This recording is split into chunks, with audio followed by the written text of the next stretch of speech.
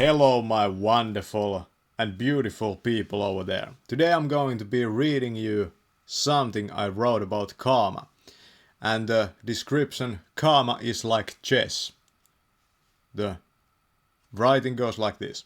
I want to tell you about freedom. You are the freest being on planet Earth. Stop being so polite all the time. Just go in there and start a conversation. You might learn something from it. I bet that you don't yet appreciate karma very much, but I'm telling you that not understanding it is like thinking that you are playing chess when actually you are playing billiards. Karma is such a crucial element in this life that many have tried to exploit it. The truth is that you cannot exploit karma. If you try to exploit karma, then karma will just exploit you back. Karma will always find its way back to you. Remember this. So, I've wrote that. Thanks for watching.